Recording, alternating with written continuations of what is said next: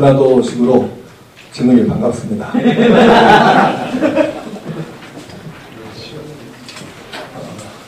섬에서 왔는데 좀 자리가 빈들이 섬에서 온다 해도 좀 비었나. 자, 오늘 제가 30년 동안 평신도들 도와주면서 그들과 함께 어떻게 목회했던가 주로 경험 얘기입니다. 그런 부분들을 함께 나누고자 하는데 저희 교회가 섬에 있어서 도시적으로 견학, 탐방 이런 걸 와야 맞겠는데 반대로 도시 쪽에서 저희 교회를 견학 오신 교회가 작년까지 해서 한 800교회가 넘었습니다. 그래서 꽤 많은 교회들이 관심을 가지고 견학도 하시고 이렇게 궁금해도 하시고 하는데 이유가 뭐냐면 어떻게 평신도들을 동력화하느냐, 어떻게 평신도들과 함께 담임 목사가 환상적인 팀워크를 이루어가지고 교회다운 교회로 가꾸어 가느냐, 이것 때문인 것입니다. 그래서 그 부분을 함께 나누고자 하고, 제가 오늘 말씀할 중심 메시지는 평신도 사역입니다. 어떻게 평신도들을 하나님께서 주신 은사를 제대로 활용하게 만들어주는가, 그것입니다. 그동안 우리는 되게 목사 1인 사역으로 교회를 끌고 가는 그런 관행을 별 생각 없이, 비판적인 생각 없이 수용하고 따라갔었는데 좀 바꿔야 된다, 그런 얘기가 되겠습니다. 먼저 인쇄물을 지금 나누고 있는데요. 이 인쇄물은 한국교회 우리 교단 창립 100주년 기념으로 목회 매뉴얼을 12권을 지금 교단에서 만들고 있습니다. 그 중에 12분야 중에 하나가 성장 목회 분야가 있는데, 그 성장 목회 책 한 권에 챕터가 하나 들어갑니다. 거기에 들어갈 원고를 지난주에 제가 이렇게 보냈었는데 그 원고를 그대로 지금 인쇄해서 나눠드리는 겁니다. 참고하시고 이제 순서대로 그냥 나가겠습니다. 평신도 사역 측면에서 본 한국교회의 문제점. 평신도 사역 측면에서 바라보면 한국교회의 문제는 너무 많다. 대표적인 것들을 간추려 보면 다음과 같다. 1. 지나치게 목회자 중심적이다. 이런 부분들은 설명이 필요가 없을 것 같으니까 그냥 넘어가겠습니다. 교회 안 실업자가 너무 많다. 평신도 수는 많은데 사역자는 적다. 평신도 사역자와 세례교인의 비율이 대개 한국교회는 지금 몇 개 연구소에서 나온 것들이 조사가 조금씩 차이는 있지만은 20% 넘는 교회가 아주 드물고 보통 10% 내외 그런 정도 비율로 평신도들이 사역자의 쓰임을 받고 있는데 너무 적다는 것이죠. 3번, 그나마 맡은 역할이 지나치게 초보적이고 수동적이며 목사 보조적이고 단순한 업무에 불과하다. 네 번째, 목회자와 평신도가 시혜자와 수혜자 같은 구조다. 이건 잘못됐다는 것이죠.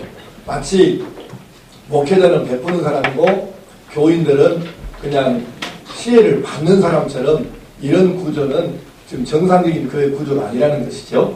그리고 5번째, 목회자만 바라본다.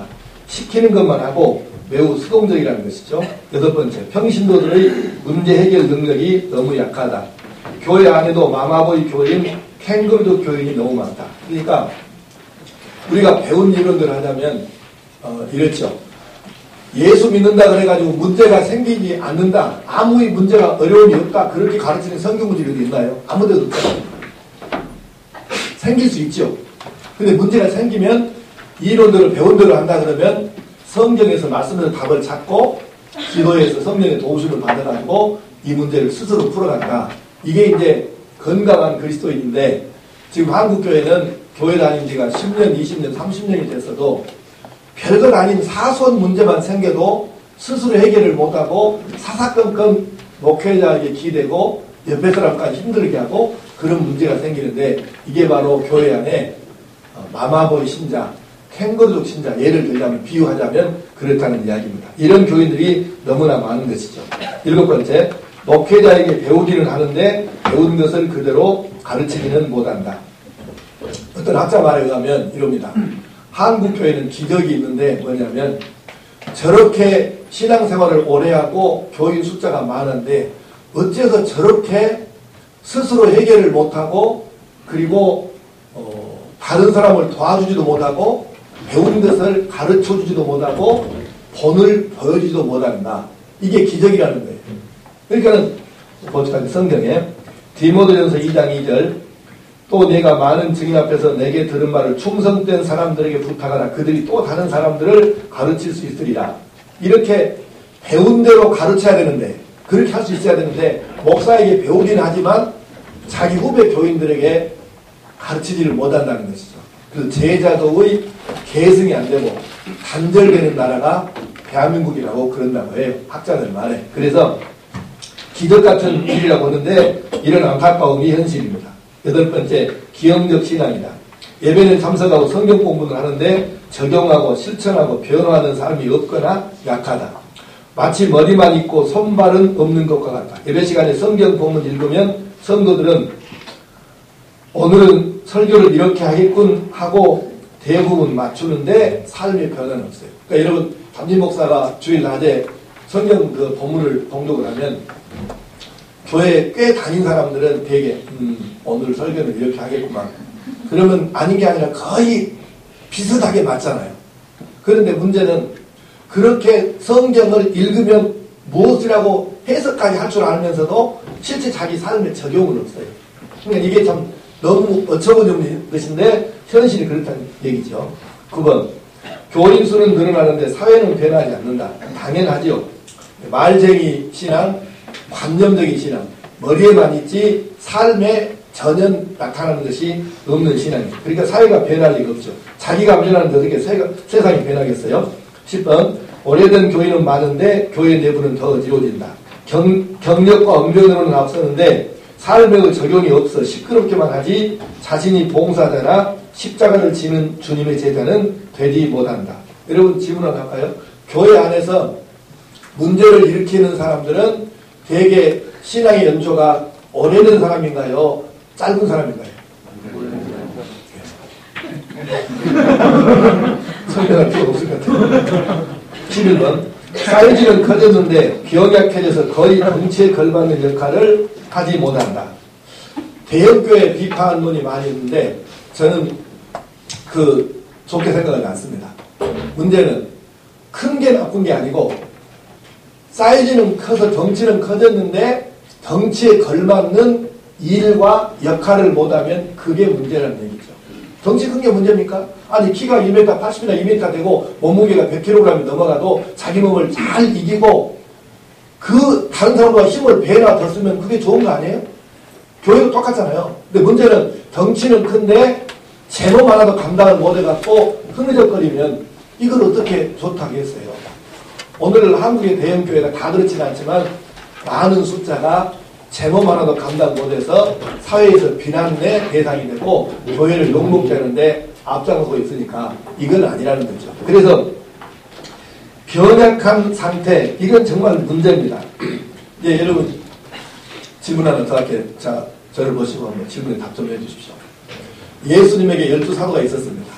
그 12사도들이 그 당시에 그 사회 기준으로 봤을 때 지식, 그 다음에 학력, 지식, 그 다음에 경제력, 그다음에 사회적인 지명도나 영향력, 신분, 이런 것이 12사도들하고 오늘 우리 교회의 성도들하고 비교했을 때 어느 쪽이 더 낫다고 생각하십니까?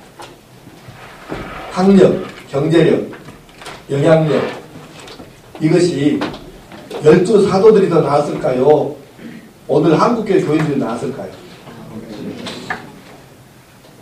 물어볼 것 없이 학력이나 경제력이나 영향력이 한국교회 교인이 훨씬 낫죠. 그런데 예수님은 그 별 볼 일 없는 사람들을, 물론 제가 이렇게 말을 함부로 했다가 나중에 천국 가가지고 네가 나를 불러주겠다 혼날 수는 있지만 하여간 별 볼 일 없는 주로 갈릴리 어부들을 중심한 이 사람들을 3년 동안 양육해가지고 북아프리카, 남유럽, 서아시아 일대를 세 대륙을 휩쓸고 다니면서 세상 뒤집어엎는 이 역할을 감당하게 했는데 오늘 우리는 12사도보다 훨씬 더 좋은 조건 가진 사람들을 3년이 아니라 10년, 20년, 30년씩 같이 양육하고 훈련하고 가르치고 예배드리고 이렇게 하는데도 어째서 세상 변화는커녕 자기 하나도 변화를 못 시키는 이런 상태로 끌고 가느냐는 거예요. 이것이 지금 우리가 현재 한국교회의 현실이고 우리의 문제점이죠. 그래서 이런 이유들 때문에 평신도 사역은 있을 수밖에 없다, 있어야 한다. 이제 그러면 왜 평신도 사역이 필요한가? 그 이유를 3페이지입니다. 첫 번째, 평신도 사역은 교회를 건강하게 세우는 방법이다.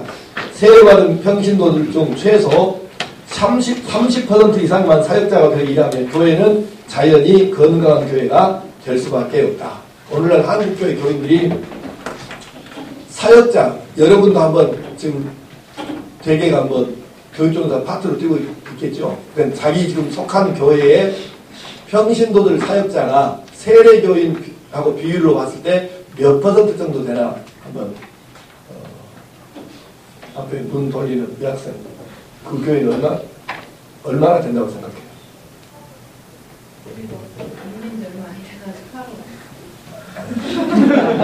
되게 입장이 고단하면 그렇게 말하냐. 어쨌든 10% 미만입니다. 대개가. 예. 그리고 두 번째, 평신도 사역은 달란트를 활용하는 사역이다. 여러분 세상에 이 땅에 하나님이 사람을 내려보내실 때 단 한 사람도 빠짐없이 두 가지를 줘서 보냈습니다. 태어날 때부터 양손과 양발을 못 쓰는 장애인으로 태어난 분들도 많이 있어요. 그런데 그분들도 똑같이 두 가지를 주십니다. 어떤 사람이든 상관이 없어요. 모든 사람, 단 한 명도 예외가 없습니다. 하나는 사명이고 하나는 이 단어를 그냥 은사라고 합시다. 달란트, 탤런트, 재능, 특기 뭐 이렇게 다양하게 쓰이는데 그냥 은사라고 오늘 통일하고 그렇게 합시다. 근데 은사를 왜 주셨다는 거예요? 그건 바로 은사를 도구, 수단, 방법으로 활용해서 하나님 주신 사명을 감당하라는 것이죠. 그러니까는 바로 이 평신도 사역은 뭐냐면 하나님께서 주신 은사를 활용하는 사역입니다. 하나님이 주신 것 자기가 잘할 수 있는 거잖아요. 그것을 활용하는 사역이 바로 평신도 사역입니다. 자기 달란트를 뭔가 내 달란트가 은사가 뭔지 모르고 줄 수는 있지만은 본인이 못 깨달았을 뿐이지 없는 건 아니잖아요. 그 하나님 왜 주셨느냐고요. 한 달란트 받은 종처럼 묻어놓으라고 주신 건 아니잖아요.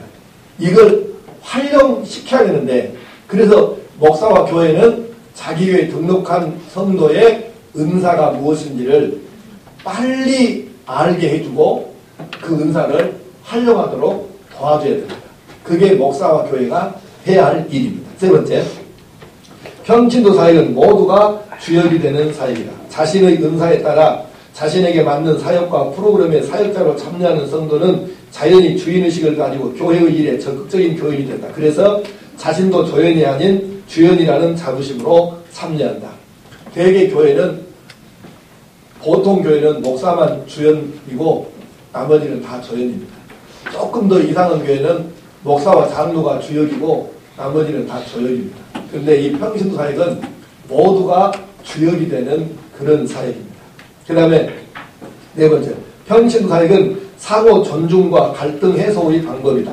자신이 하는 일이 없을 때에는 은근히 시기와 질투도 생기고 그래서 시비가 있고 갈등이 나타난다. 그러나 자신이 사역자가 되어 인정과 존중을 받으면 다른 교인도 존중하게 되고 갈등은 그만큼 해소되거나 일어나지 않는다.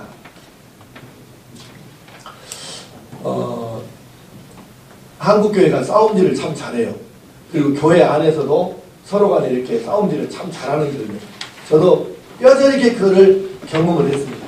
제 모교회가 어릴 때 나갔던 그 교회가 그것 때문에 교회가 아주 이게 어떻게 말을 할 수 없을 만큼 창피하게 싸웠던 그런 교회입니다. 왜 싸울까? 하는 일이 없으니까 싸워요. 입 하나만 살아있거든요. 부활절에 다른 건 다 그대로 있는데 입만 부활하는 거예요. 이 교인들이 하는 일은 없지, 눈은 보지. 그러니까 자기 눈으로 보는 말을 하게 됐으니까. 그러니까 하는 일이 없는 사람이 주로 이걸 가지고 누구는 어쩌더라, 누구는 어쩌더라. 그래서 말 물어내기 시작하니까. 근데 교회에서 열심히 전도하고, 열심히 봉사하고, 열심히 충성하고, 열심히 헌신하는 사람은 다른 사람이 잘못하는 거 보이지도 않고, 볼 틈도 없고. 그런데 일 안 하고 가만히 손 놓고 입만 가지고 있는 사람이 교회는 주로 시끄럽게 하잖아요. 열심히 뛰면 갈등이 사라집니다. 이런 일이 생길 아예 그런 조건 자체가 성립이 안 된다는 얘기입니다. 그 다음에 5번 평신도 사역은 존재감을 향상시킨다. 나도 이 교회에 필요한 사람이다. 있어야 될 이유가 있는 사람이다. 그렇게 하는 것하고 교회 가도 누가 안아주지도 안 하고 누가 나를 그렇게 인정해주지도 안 하고 이런 교회하고 인정해주고 당신 우리 교회에 꼭 있어야 될 사람이야. 이 일은 당신 없으면 안 돼. 이렇게 할 때하고 어느 교회에 나갔을 때가 더 낫겠습니까? 그 다음에 6번째 평신도 사역은 권력지향적 본성을 충족시킨다. 많은 사역자들은 이렇게 얘기합니다. 모든 사람의 98%는 권력지향적이다. 이건 부인할 수 없어요.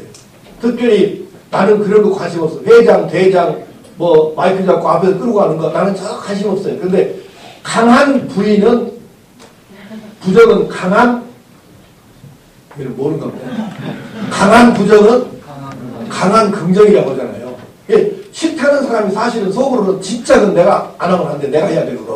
이런 생각을 가지고 있을 수 있다는 것이죠. 이 권력지향적 본성을 성도들도 다 가지고 있어요. 100명에 2명만 없습니다. 이건 내 말이 아니고 사역자들 얘기니까. 그러니까 100명에 98명은 이 본성을 가지고 있는데 교회 안에서 서로 잘난 척하고 내가 하겠다고 이렇게 튀어나오는 사람들을 누르면 이거는 좋은 해결책이 아니에요. 그래서 이 사람들에게 자기 은사에 맞는 역할을 교회에서 주어서 권력지향적 본성을 제대로 이렇게 선작용할 수 있도록 만들어주는 역할을 교회가 목사가 해야 된다는 말입니다. 그래서 권력지향적 본성을 충족시켜줘야 한다. 교회 안에 필요한 만큼의 세포조직 같은 다양한 그룹, 위원회나 소그룹, 팀 등을 만들어가지고 가능한 한 많은 교인들에게 책임을 주어 권력지향적 본성을 선용하면 놀랄 정도로 교회가 활발하게 움직인다. 7번째, 평신도 사역은 성경적이다. 8번째, 평신도 사역은 자연스러운 교회 갱신 개혁의 방법이다. 오늘 한국교회가 왜 이렇게 부패하냐면 목사 1인에게 지나치게 교회 권력이 집중되어 있어서 그래요. 그러니까는 이 권력을 부교육자들에게만이 아니라 평신도들에게 과감하게 이양하고 분산시켜야 합니다. 1인에게 권력이 집중되어 있으면 그 1인이 완벽한 사람이면 민주주의보다 더 잘할 수 있어요. 그건 맞아요. 이것도 내 말이 아니고 지금 여러 학자들의 말인데, 근데 중요한 것은 완벽한 사람이 어디 있느냐는 거예요. 한 사람이 잘못되면 다 잘못되는 거죠. 그래서 교회가 목사가 완벽하면 괜찮지만 완벽한 목사가 어디 있겠습니까? 저부터. 그렇기 때문에 교인들에게 이 권력을 또는 권한을 분산시켜서 모두가 거의 비슷비슷한 그런 정도를 가지고 있게 되면 그만큼 잘못된 가능성은 줄어지는 거죠. 개혁과 갱신은 자연스럽게 이루어지는 것이고, 평신도 사역이 제대로 이루어지는 교회에서는 애시당초에 목사가 뭐 무슨 권한을 남용했다, 무슨 뭐를 했다, 이런 시비거리가 일어날 아예 근거가 없습니다. 뿌리 자체를 없애버리는 거니까. 그래서 평신도 사역은 교회 갱신과 개혁의 방법이다. 그 다음에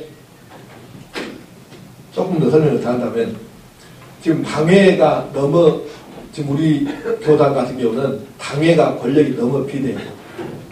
너무 권한이 막강합니다.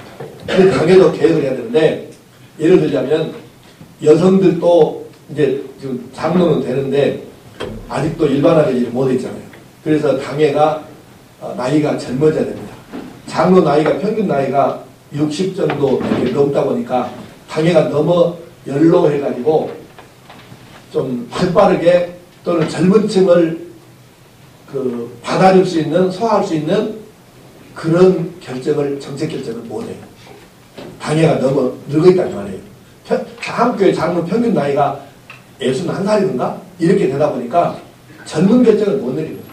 그러니까는 이렇게 너무 지금 당회가 비대해져 있고 연령이 높아 있으니까 이걸 다운시키고 구성도 다양해질 필요가 있어요. 당회가.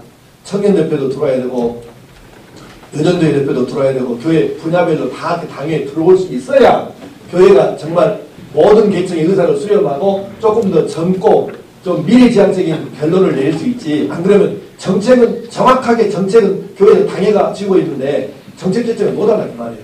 좋은 정책을. 그러니까 바로 이 부분도 평신도 사역이 제대로만 이루어지면 당회까지 함께 개혁될 수가 있습니다. 9번째, 평신도 사역은 한국교회의 정체를 뚫어줄 구체적인 방법이다. 한국교회의 대부분은 마이너스 성장 또는 정체 상태라는 데 이견이 없다. 이 문제를 풀어갈 방법이 바로 평신도 사역이다. 목회자와 함께, 목회자와 협력하여 평신도들의 재능, 아이디어, 전문지식, 전문성, 경험, 열정, 능력, 인력, 영감 등을 활용하면 교회는 달라지고 새로운 성장을 이룰 수 있다. 많은 목사들이 착각하고 있는데 자기가 잘하는 줄 알아요. 다 잘하는 줄 알아. 그리고 정말 너무 큰 착각이에요. 근데 예를 들어서 저희 교회 이영철이라는 이름을 가진 장로가 있었는데 이분이 현재는 광주 KS병원 코리아 스탠다드 약자입니다. KS병원의 원장인데 이분이 저희 교회에서 장로 된 분이에요. 근데 이분이 한 달에 한 2-3번 정도 저하고 저녁에 이렇게 차 한잔하면서 거의 10시 정도 여기 오면 거의 새벽기도 할 때까지 대화를 하다가 그대로 같이 새벽기도를 가요. 그러니까 그렇게 이제 이렇게 대화가 장로하고 잘 통하는데 그렇게 하다 보니까 자연히 얘기가 많이 하지 않겠어. 별 얘기를 다 하죠. 교회 비전이 모든 걸 나누니까. 그런데 한 번은 그 큐티를 나누는 거예요. 큐티한 얘기를 서로 나누게 됐는데 제가 굉장히 충격을 받은 거예요. 왜냐하면 내 생각에, 이건 내 생각입니다. 그래도 다른 건 몰라도 큐티는 내가 오랫동안 해온 사람이고 가르치는 사람이고 우리 교회도 내가 큐티는 모델이 되는 사람이니까 그 큐티는 내가 우리 교회 제일 낫겠지. 그 생각을 나는 사실은 아무 의심 없이 한 거예요. 그런데 그 큐티하는 걸 나누다가 충격을 받은 게 뭐냐면 엽기서를 큐티하고 나누는데 내가 묵상한 것보다 훨씬 더 깊은 거예요. 장로가 아무나 더 젊거든요. 그래서 내가 충격을 받아가지고 이게 이럴 수도 있구나. 싶다는 그 충격이었어요. 지금 한 10여 년 전 얘기인데요. 한 15년쯤 됐겠네요. 그래서 아무리 장로가 좀 못해도 그렇지 다른 거라고 그랬지만 어떻게 묵상이 나보다 깊냐. 나는 계속 후배들한테 뭐라고 한다면 설교의 깊이는 묵상의 깊이다. 그래서 계속 묵상을 강조한 사람인데 어떻게 이렇게 하면 목사보다 장로가 묵상이 깊냐. 나쁜 건 아니지만 좀 그렇다. 그런데 결국 그래서 그날 충격을 받고 제가 며칠 동안 이렇게 깊이 생각을 했어요. 이게 정상이구나. 그리고 이게 바로 하나님 주신 은사의 차이다. 그래서 제가 그 사건이 저는 사건이라고 생각하는데 그 사건이 있는 날로부터 한 달 정도 지난 다음에 우리 교회 큐티 사역 총괄위원장을 이영철 장로를 임명해서 큐티에 관한 것은 모든 것을 다 당신이 알아서 해라. 그리고 전체 사역을 맡겨졌습니다. 그러니까 여러분이 아까 주보하고 여러분 하나씩 받으실 건데 주보는 좀 못 해놨을 거예요. 근데 지금 보지 말고 지금 그냥 강의만 들으세요. 요람에 보게 되면 요람 미시방 저희 교회가 요람 자랑하려고 본 게 이유가 있어요. 이게 우리 요람이 두 종류로 나와요. 두꺼운 게 있고 얇은 게 있어요. 얇은 거는 선임용이에요. 그러니까 저희 교회가 견학을 한 800교회가 오셨는데 교인들 때로 몰고 오셔요. 목사님들이. 그런데 이거 요람 하나씩 안 주면 다 서운하다 합니다.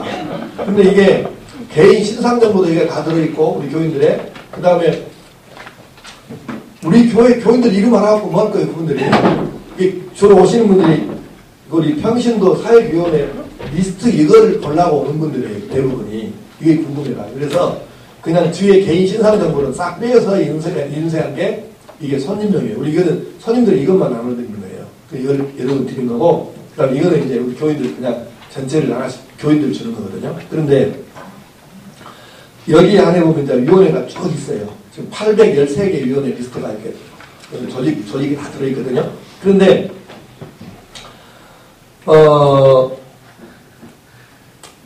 큐티 사역 위원회가 몇 개가 있어요. 그러니까는 이제 덮으세요. 덮으라고 더 보고 싶죠. 나중에 오늘 집에 가는 거죠. 그러니까 그 이영철 장로에게 당신이 다 책임을 져라. 그래서 큐티 그때의 큐티 인터넷의 큐티방이 그때 개설이 된 거예요. 이 장로가 해가지고 제가 할 때는 인터넷 큐티방을 못 해봤거든요. 근데 장로한테 맡겨놓으니까 인터넷 큐티방이 생기는 거예요. 우리 교인들 하나만 생기는 게 여러 개가 생기는 거예요. 그러니까는 이런 식으로 목사보다 훨씬 더 잘할 수 있는 은사를 가진 교인들이 많이 있는데 왜 우리는 그것을 활용을 안 하고 사장시켜야 하고 목사 혼자 자기가 제일 잘난 것처럼 잘하는 것처럼 모든 걸 자기 어떻게 잘합니까? 그러니까는 이 착각에서 목사들이 벗어나야 된다는 말입니다. 여러분도 지금은 목사 아니고 목사 될 거 아니에요. 이 착각에서 벗어나야 됩니다. 목사는 다 잘할 수 있는 사람도 아니고 나하고 교인하고 똑같은 은사를 가졌는데 내가 더 잘하는 것이 아니고 교인이 잘할 수도 있다. 같은 은사에도. 그거를 인정을 하면 평신도 사역을 잘할 수 있는 가능성이 있는 목사가 되는 거예요. 그러니까 이렇게 해서 얼마든지 우리가 평신도들을 통해 가지고 한국의 정체를 뚫어줄 수 있어요. 우리 지금 한국의 정체가 너무 심각한데 평신도들을 활용하면 얼마든지 교회가 뻗어나갈 수 있고 더 클 수 있고 본질적인 사역을 잘할 수도 있다는 이야기입니다. 10번째, 평신도 사역은 한국교회의 세계화 방법이다. 여러분 이런 말, 유명한 말 들어봤죠? 유명한 세계적인 신학자 많은 교단이나 그 나라 교회 잘 된다는 걸 들어봤어요? 이건 여러분은 모르고 한 교수님 아십니다. 그러니까 세계적인 신학자 많이 있는 교단치고 제대로 된 교단이 없어요. 이건 내가 연구한 건 아니고 나 들은 얘기니까. 어쨌든 그런데 세계적인 평신도들이 많이 있는 교회는 잘 되고 그 교단도 잘 될 수밖에 없게 돼 있어요. 그래서 한국교회가 평신도들의 이 뛰어난 역량을 제대로만 활용하게 도와주면 이제 한국교회가 세계적인 양적으로가 아니고 질적으로 세계적인 교회가 될 가능성이 얼마든지 있는 것입니다. 그 다음에 11번째, 평신도 사역은 목회자의 업무 과중을 해소한다. 한국교회 목사는 일반 회사원들보다 40대 후반과 50대의 쓰러짐 비율이 3배가 더 높대요. 이게 과로거든요, 과로. 스트레스와 과로. 그래서 업무가 너무 많이 있는데 이것을 해소해 줄 수 있는 아주 뛰어난 방법입니다. 평신도의 권한을 거의 다 이양을 시키면 이건 오해의 소리가 있어서 조심스럽긴 한데 사실이니까. 저는 사무실 출근이 없습니다. 제가 지금 부목사 3사람, 전도사 4사람, 해서 나까지 해서 교육자가 우리가 8명이에요. 그런데 우리가 요람이 다 있겠죠. 근데 저는 사무실 출근이 없어요. 1년 365일 한 서너 번 내가 사무실에 나갑니다. 그리고 나머지는 선임 부목사에게 사무실 운영은 네가 알아서 해라. 아침에 큐티하고 나누고 직원회의하고 이렇게 하는 건 다 네가 알아서 해라. 요즘같이 이렇게 좋은 세상에 목사가 꼭 나가가지고 직접 대면해갖고 지시하고 보고받고 그래야 될 이유가 있겠어요? 이렇게 좋은 세상에. 요즘에 지금 나도 그 아이패드 갖고 있으니까 다 확인할 수 있고 요즘에는 스마트폰으로 다 지금 뭐 바로바로 확인하고 보는데 꼭 얼굴 대면에 볼 필요가 있어요? 부역자라고. 그러니까 저는 사무실 출근이 없습니다.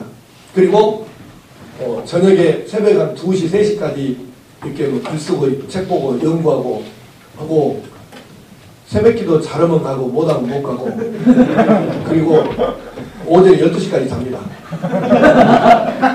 그러니까 웬만한 교회에서 이렇게 하면 1년 버틸 목사 어디가 있겠습니까? 나는 배신방도 없고 붕해도 없고 뭐 이런 사람이에요. 그런데 그래서 우리 교회가 잘 되는 이유는 목사는 그냥 설교만 해도 평신도들이 자기들이 스스로 맡은 일을 알아서 위치에서 다 하고 있으니까 교회는 계속해서 지금 성장하고 있습니다.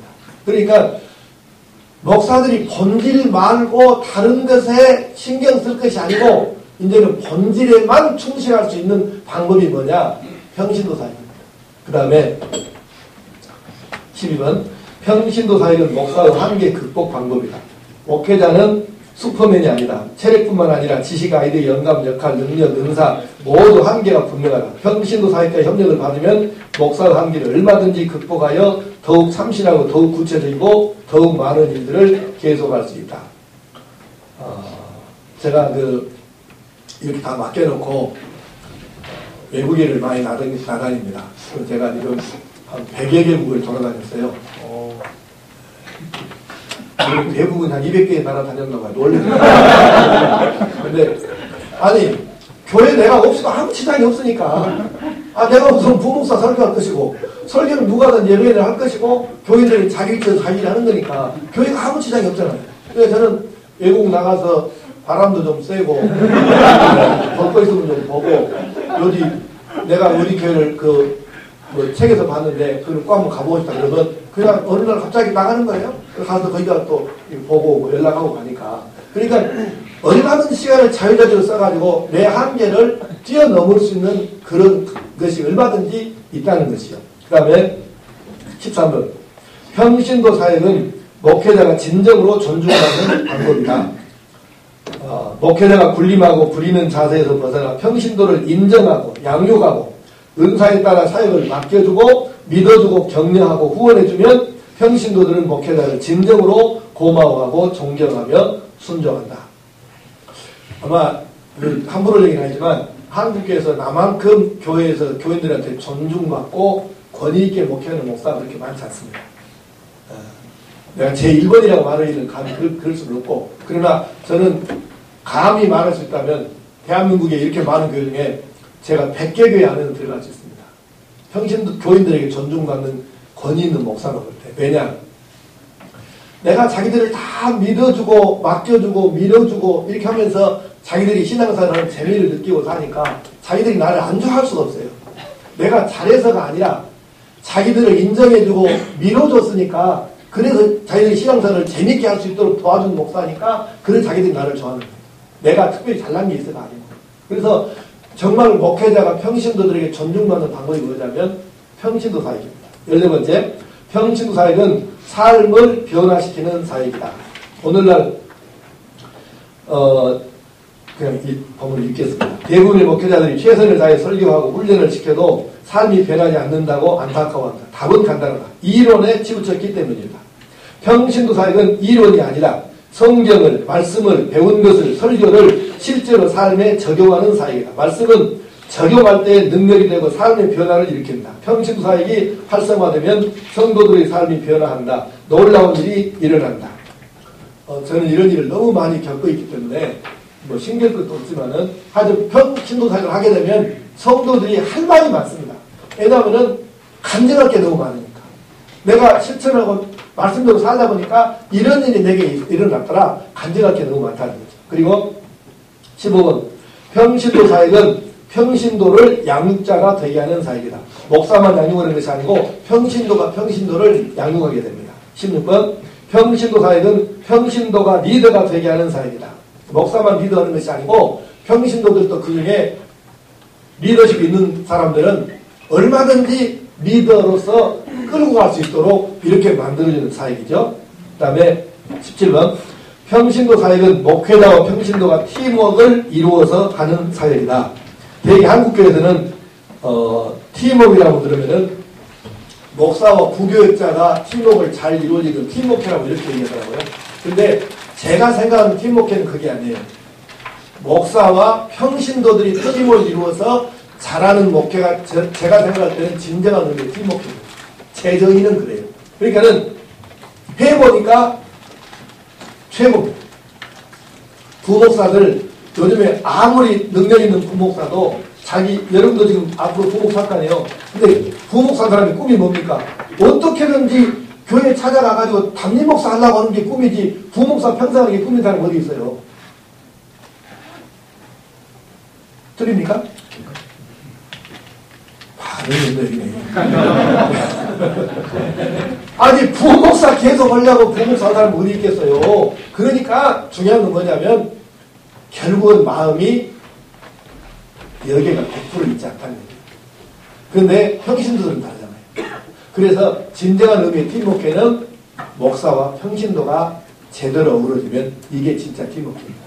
내 정의는 그래요. 해보니까 그렇더라고요. 그리고 그 다음에 18번째, 남성 중심적 한국교회를 여성 중심적 한국교회를 남성 중심적 또는 남녀 평등한 교회로 만들어갈 수 있는 방법입니다. 오늘날 한국교회에서 40대, 50대 남성들은 이 대한민국 사회에 너무 힘듭니다. 가족에게서도 힘들고, 위에서는 누르지요, 밑에서는 치고 올라오지요, 명퇴 압박받지요. 도대체 이 한국에서 40대, 50대 남성들은 정말 힘듭니다. 너무 아픔이 많은 사람들이에요. 그런데 이 사람들 어디 가서 인정을 안 해주는데 회사에 나가면 스트레스는 많이 받죠. 그런데 편히 쉬면서도 자기가 좀 인정을 받고 재미있게 일할 수 있는 그런 것을 교회가 만들어주면 얼마나 좋겠어요. 한국교회 여자들이 많잖아요.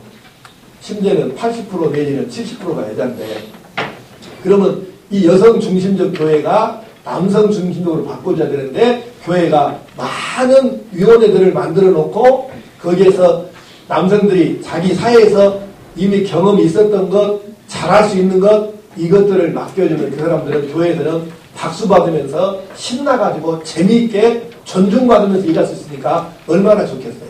그러면 교회가 바로 이 40대, 50대 남성들의 놀이터가 되는 것이죠. 또 놀이터라는 표현이 좀 약간 이상하긴 하지만 교회는 40대, 50대의 남성들의 놀이터가 되도록 해줘야 돼요. 그게 평신도 사회입니다. 그 다음에 19번째, 야성을 깨우는 사회입니다.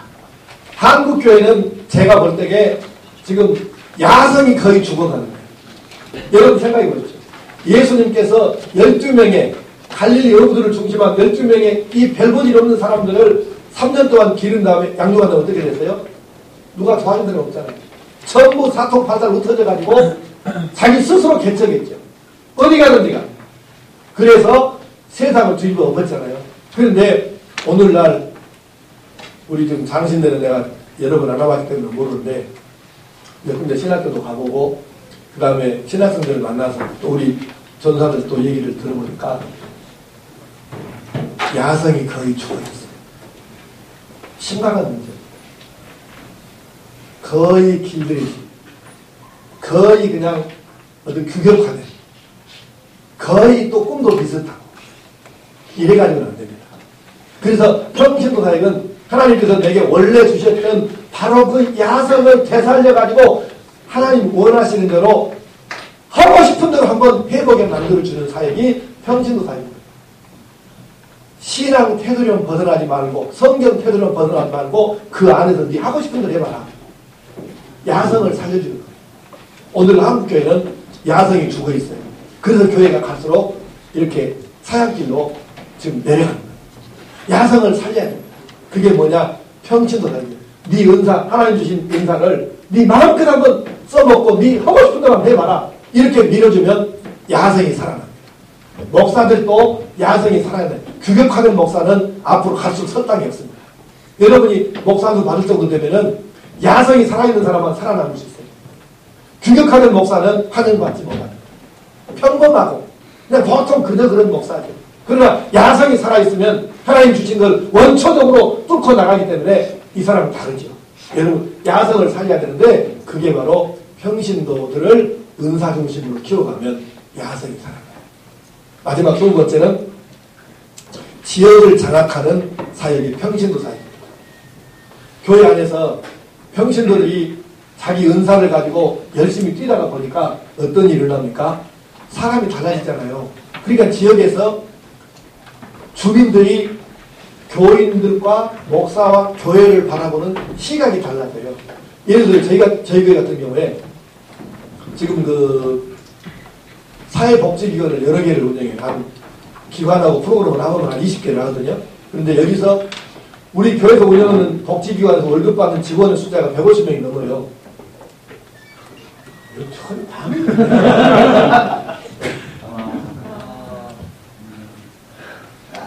열받으니까 물 좀.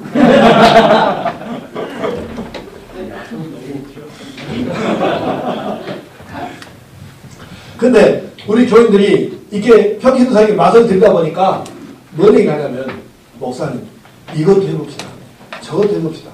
내가 하라고 한 게 아니라 자기들이 하자는 거예요. 그래서 맨 처음에 한 가지만, 어린이집만 내가 하라고 지시해서 세운 거예요.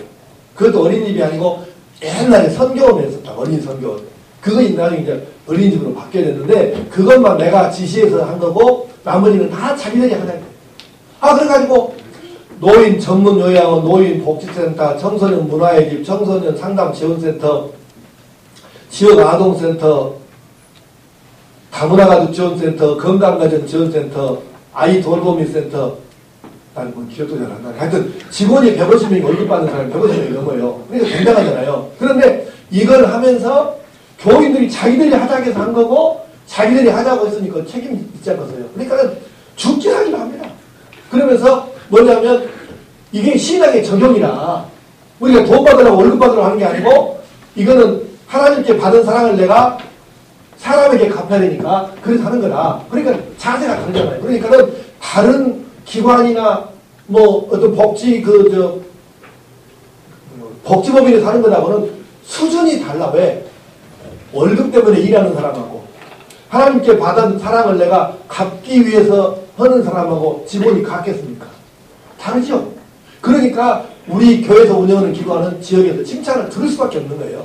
그러니까는 이걸 하다 보니까 주민들이 교회에 대해서 인식이 많이 개선되고 이미지 제고가 되는 거예요.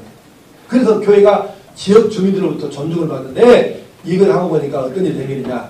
처음에 의도한 게 아니었어요. 하다 보니까 그렇게 부수일이 생겼어요. 부산부. 그게 지역사회를 교회가 장악을 하고 끌고 가게 되는 효과입니다. 평신사회는 이렇게 굉장한 거예요. 그러면 평신도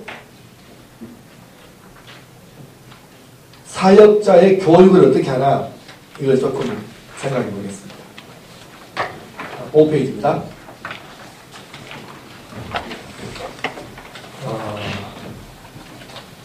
이건 그냥 설명만 이렇게 할게요.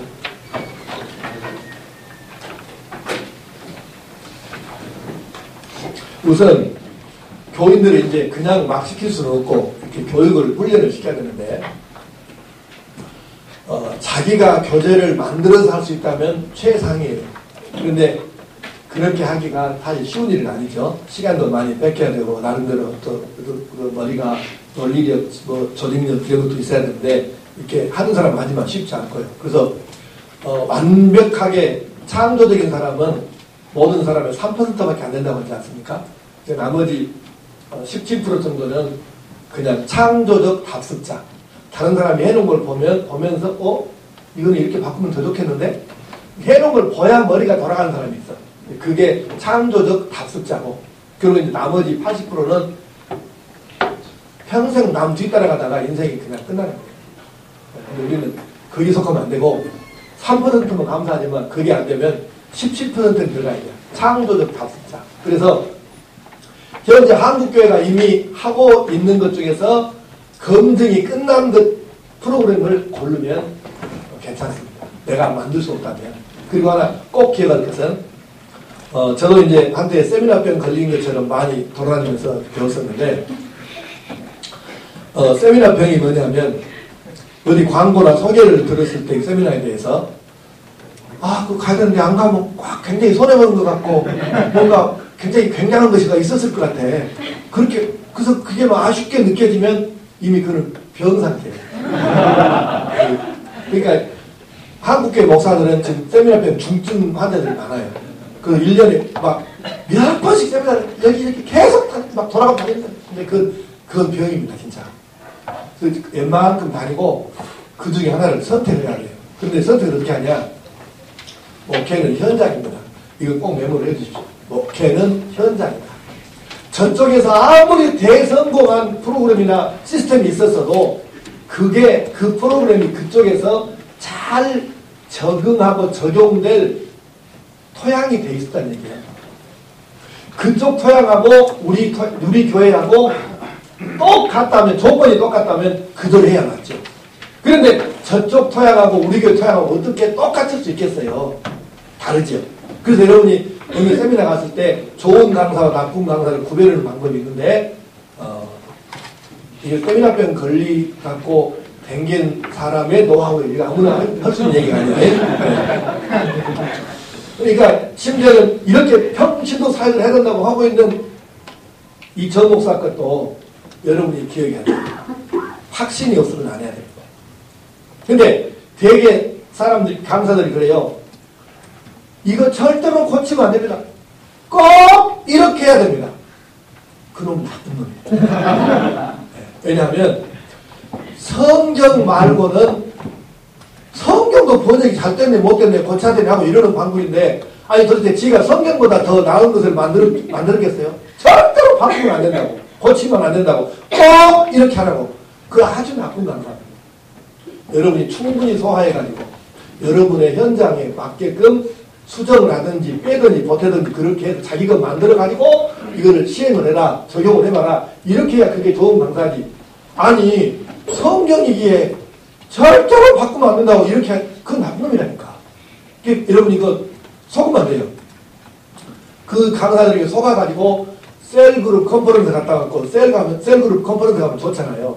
성경의 근거도 있고 굉장하죠. 파워풀하고 스피리추얼하고. 그런데 그거 바꾸지 말고 절대로 그렇게 허락해서 그렇게 가서 자기가 시행해가지고 하다가 교회 갈라지고 쫓겨나고 이런 교회가 대한민국 20교회가 아니에요. 여러분. 목사들이 너무 순진해요. 순수한 것이 아니고 순진해요. 순진은 병입니다. 그러니까 우리 순진하면 안 돼요. 순수는 해야 되지만 순진하면 안 돼요. 지혜로워야지. 그러니까는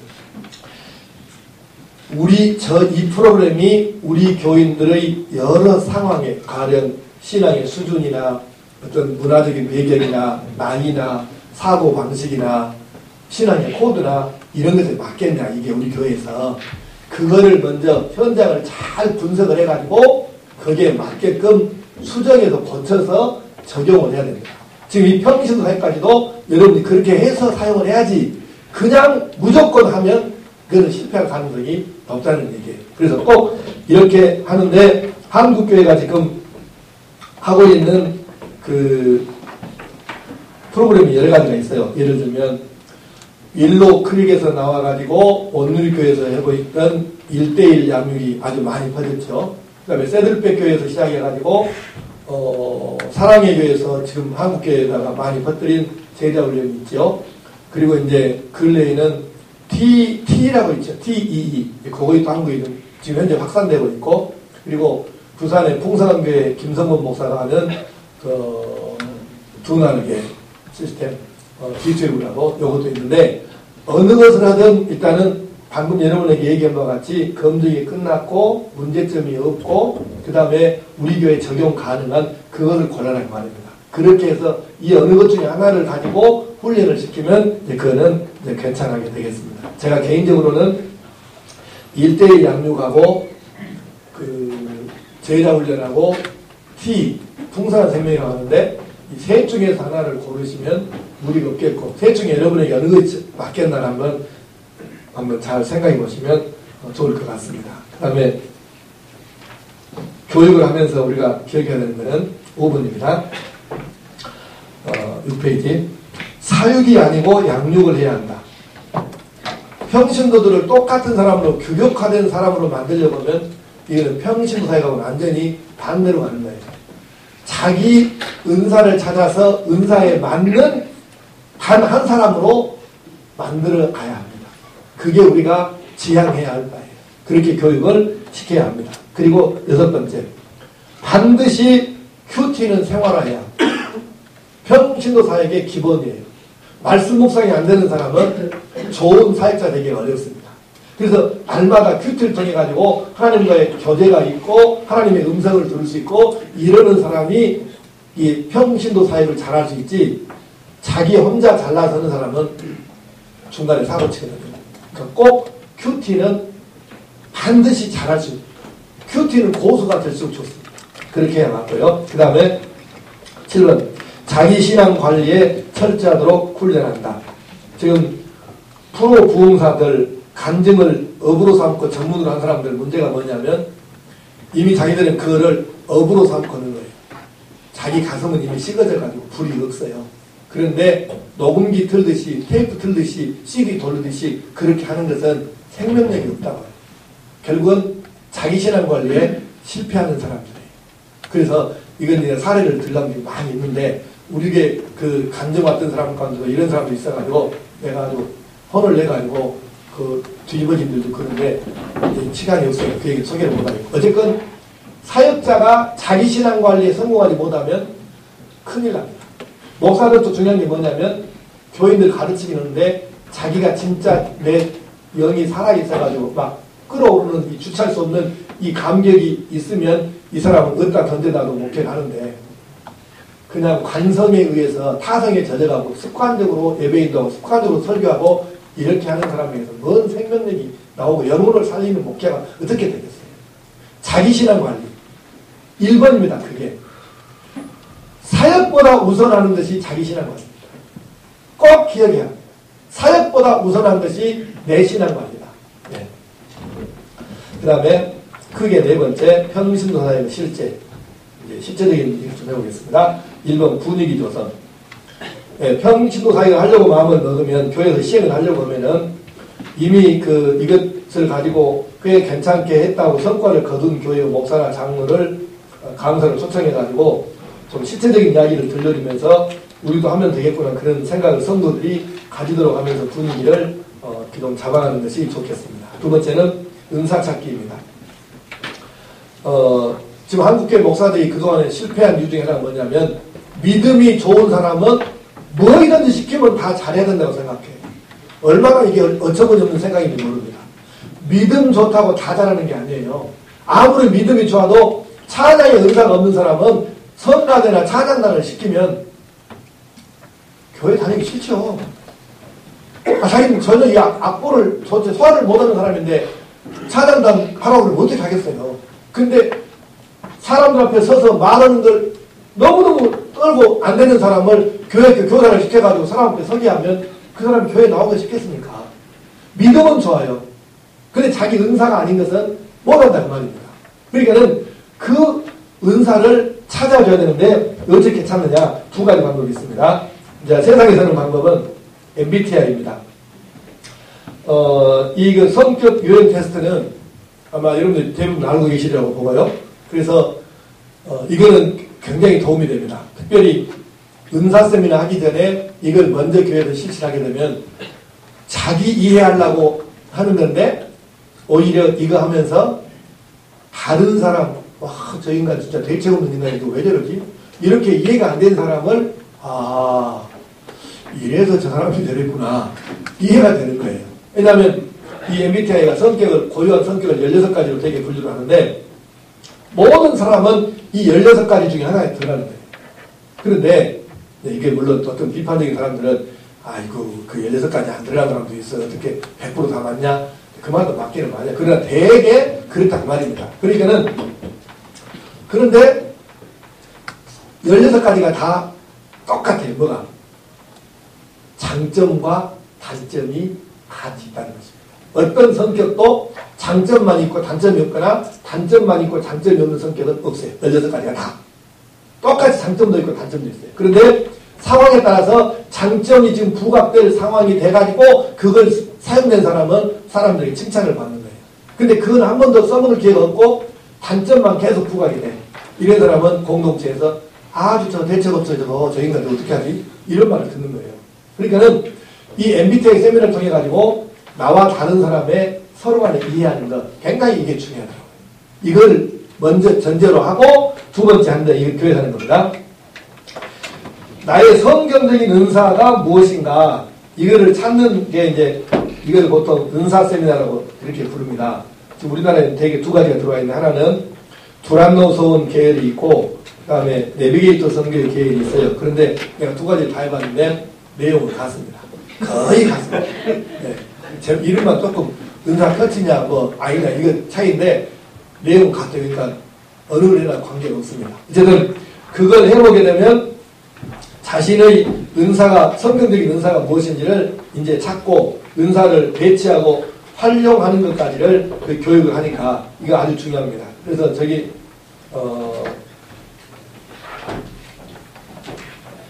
3번 운동장 만들기 바로 위에 문단을 읽어보겠습니다. 이상의 두 가지 세미나를 통하여 자신의 성격과 은사를 분명히 알고 그에 따른 장단점과 대안도 배워서 적용하면 달라진다. 자신의 성격과 은사에 맞는 사역을 맡아 하는 것과 자신의 은사와 맞지 않거나 관계없는 사역을 순종이라는 이름 아래 즐겁지 않게 하는 것과는 정말 큰 차이가 난다. 반드시 자신의 은사를 알아내야 한다. 그리고 그 은사에 맞게 사역하며 신앙생활, 교회생활만이 아니라 인생을 새롭게 살 수 있다. 그 다음에 3번 운동장 만들기. 자신의 은사를 알아냈어도 그 은사를 활용할 무대가 없으면 어떻게 사용하겠는가. 그러므로 은사를 찾았으면 그것을 사용할 수 있도록 무대, 운동장을 만들어줘야 한다. 운동장 무대의 명칭은 위원회, 소그룹, 팀 등 성도들에게 더 공감되는 걸 선택하여 사용한다. 여기서는 위원회라고 편의상 그렇게 이름을 붙이겠습니다. 한 위원회의 적정 인원은 위원회 사역의 내용에 따라서 5명에서 10명 정도가 적당하겠습니다. 교회의 모든 일을 목회자가 아니라 평신도가 할 수 있게끔 조직하는 것이 바로 위원회 조직입니다. 그래서 예를 하나 들어볼까요? 저희 이 요람이 두꺼운 것이 400페이지거든요. 이게 400페이지짜리를 만들고 그 다음에 이게 주보가 48페이지짜리예요. 근데 얼마나 한국교회가 이렇게 목사들도 무식하고 무지하고 이렇게 교인들도 따라서 무지하고 무식하냐면 다른 것은 무식한데 주보라는 말 자체가 뭔 말인지를 몰라요. 주보라는 말을 모른다고. 그래서 얼마나 무식하냐면 결혼식, 교회에서는 결혼식에는 순서지가 꼭 거의 나오죠. 교회에 가서 결혼식 순서지 하나 달라 이 말을 결혼식 주보 하나 주세요 이러냐. 그게 주보입니까? 결혼식 순서지. 그러니까 그래서 하도 내가 답답해서 우리 교회 견학원분들이 많기 때문에 이 앞에 주보라는 이름을 한문으로 써놨어요. 한문. 이것은 일보, 주보, 월보 할 때 주보다. 이 만도 성광교회 주보란 말은 뭔 뜻이겠어요? 만도 성광교회가 일주일에 한 번씩 만들어내는 신문이라는 뜻입니다. 그래서 어쨌든 주보인데 매주 48페이지가 나옵니다. 그런데 저는 이 주보를 자랑스럽게 생각하는데 두꺼워서 자랑스러운 게 아니고 이 주보는 평신도들이 만들어내는 것이기 때문에 자랑스럽게 생각합니다. 그러니까 이게 이 주보 편집위원이 한 30명이나 되는가? 그런데 이 사람들이 매주 자기가 맡은 페이지가 있어요. 주보를 보면은 맨 페이지마다 오른쪽 밑에가 사람 이름이 써져 있어요. 그 페이지 편집 책임자 이름이에요. 그러니까 이름을 쓰니까 책임감도 있을 것이고요. 자부심도 있을 것이고요. 이거를 부목사 한 사람에게 48페이지를 만들으려 그러면은 일주일 내내 우리 전라도 말로 피똥싸게 고생했어요. 근데 우리는 예거에 한 사람이 자기가 할 수 있는 거 한 페이지만 하면 되잖아요. 한 페이지. 그리고 목요일 저녁에 편집위원장에 이메일로 넣어주면 편집위원장은 이 페이지에 맞게 꽂아 넣고 출력시키면 되는 거잖아요. 그러니까 우리는 교회의 모든 사역을 일거리가 있으면 무조건 위원회부터 만들어요. 그래서 거기에서 이거는 이 부분이 일은 당신들이 알아서 그냥 해. 이렇게 넘겨주는 거예요. 그러면 지난번에 작년인가 재작년인가 내가 당신들 챔플에 설교할 때 그 얘기를 해갖고 내가 박수를 받았는데 여러분 생각해보세요. 요람을 만드는데 교회마다 부목사나 전도사들 시켜갖고 이거 10월, 11월 이거 온통 이거 한두 달 이거 고생하잖아요. 이거 만드느라고. 근데 질문 하나 합시다. 컴퓨터 전공한 평신도들, 교인들이 이걸 잘 만들겠어요? 부교육자가 다 만들겠어요? 물어보면 물어보는 이상한 거지. 아니 이거를 컴퓨터를 맨날 이것 따르고 사는 그 사람이 잘할 수밖에. 우리 요즘에 교회가 웬만한 교회는 컴퓨터에 저장 안 돼 있는 교회가 어디가 있어요. 다 이런 자료가 다 컴퓨터에 있잖아요. 그러니까는 편집 원칙만 정해지면 자료 뽑아서 꽂아 넣고 만들고 하는 것은 평신도들이 훨씬 잘한다고 교육자입니다. 그러니까 우리 교회는 부목사 전도사가 이것 때문에 머리 아프고 주보 때문에 골치 아프고 이럴 일이 없어요. 왜냐하면 교인들이 하니까 평신도들이. 그러니까는 내가 생각할 때는 적어도 부목사 전도사는 교회에서는 최고의 전문 인력입니다. 더 전문 인력이 어디 있어요? 근데 이 전문 인력을 컴퓨터에 있는 걸 빼가지고 그냥 이렇게 배정하고 짜집기하고 칸 만들고 이렇게 해서 넣는 건 단순 노동인데 최고의 전문 인력을 단순 노동에 투입하면 그거 되겠어요? 여러분 박수 안 치고.